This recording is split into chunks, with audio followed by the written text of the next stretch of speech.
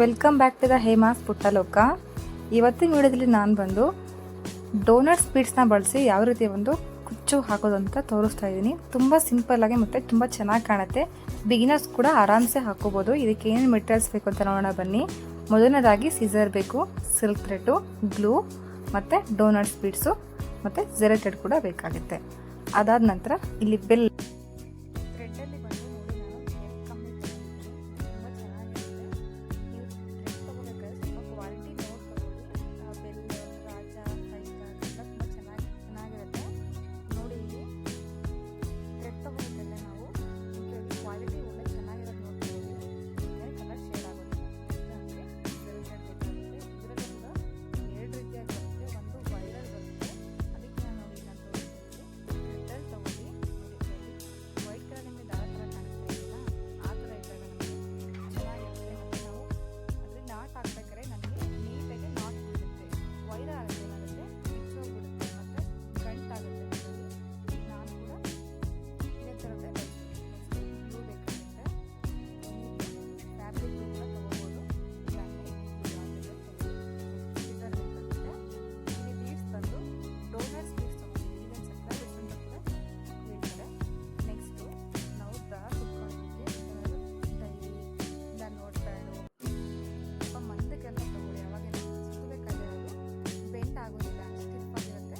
ದಾರ ನೀಟಾಗಿ ಸುತ್ತಿ ಸ್ವಲ್ಪ ದಪ್ಪಕ್ಕಿರೋದು ತೊಗೊಳ್ಳಿ. ಈಗ ದಾರನ ನಾವು ಯಾವ ರೀತಿ ಸುತ್ತಬೇಕು ಅಂತ ನೋಡೋಣ.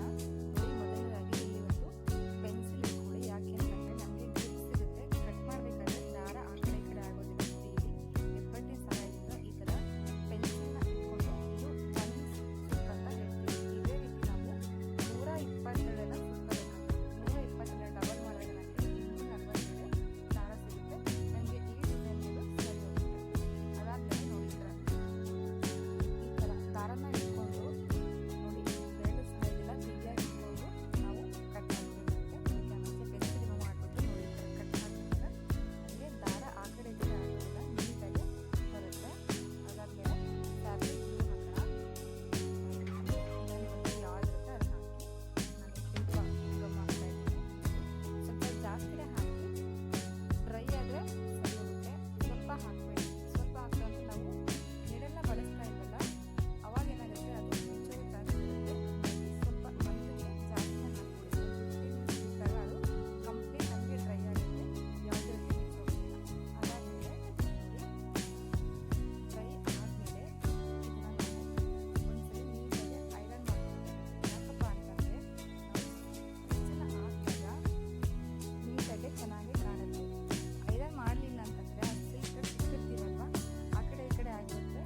ಸ್ವಲ್ಪ ಚೆನ್ನಾಗಿ ಕಾಣೋದಿಲ್ಲ, ಅಷ್ಟು ಚೆನ್ನಾಗಿ ಕಾಣೋದಿಲ್ಲ. ಹಾಗಾಗಿ ನಾವು ಒಂದು ಸರಿ ಐರನ್ ಮಾಡ್ಕೊಂಡಾಗ ತುಂಬ ಚೆನ್ನಾಗಿ ಕಾಣುತ್ತೆ. ನೋಡಿ, ನಾನು ಮಿಡಲ್ ಬಂದ್ಬಿಟ್ಟು ತುಲಿಪೋರ್ ತೊಗೊಂಡಿದ್ದೀನಿ. ನೀವು ಯಾವುದನ್ನ ತೊಗೊಳ್ಳಿ, ನೀಡಲಿಲ್ಲ ದಬ್ಲ ಏನಿ ಒಂದು ತೊಗೊಂಡು ಯೂಸ್ ಮಾಡ್ಕೋಬೋದು. ನೋಡಿ, ಇಲ್ಲಿ ನಾನು ಸ್ಯಾಂಪಲ್ ತೋರಿಸ್ಲಿಕ್ಕೆ ನಿಮಗೆ 2 ಕುಚ್ಚು ಹಾಕಿ ತೋರಿಸ್ತಾ ಇದ್ದೀನಿ. ಈ ಥರ ಬರುತ್ತೆ ಫಿನಿಶಿಂಗ್. ಅದು ನೆಕ್ಸ್ಟ್ ತೋರಿಸ್ತಾ ಇದ್ದೀನಿ. ನೆಕ್ಸ್ಟ್ ಇಡಬೇಕಾದ್ರೆ ನಮ್ಮ ಹೆಬ್ಬಟ್ಟಿನ ಸಹಾಯದಿಂದ ಒಂದು ಹೆಬ್ಬೆಟ್ಟು ತೊಗೋಬೇಕಾಗುತ್ತೆ. ಅದಾದಮೇಲೆ ನೋಡಿ ನೀಡದಲ್ಲಿ ಈ ಥರ ಹೋಲ್ ಮಾಡಬೇಕು. ನಿಧಾನಕ್ಕೆ ಮಾಡ್ಕೊಳ್ಳಿ, ಸೀರೆ ಡ್ಯಾಮೇಜ್ ಆಗೋದಿಲ್ಲ. ಈ ಥರ ಹೋಲ್ ಮಾಡಿ ದಾರನ ನಿಧಾನಕ್ಕೆ ಪಾಸ್ ಮಾಡೋಣ. ನಿಧಾನಕ್ಕೆ ಪಾಸ್ ಮಾಡಿದಾಗ ಬರುತ್ತೆ, ಆರಾಮ್ಸೆ ಬರುತ್ತೆ. ನೆಕ್ಸ್ಟ್ ಅದೇ ಜೊತೆಗೆ ಬೀಡ್ಸ್ ಹಾಕೋಣ. ನೀಟಾಗಿ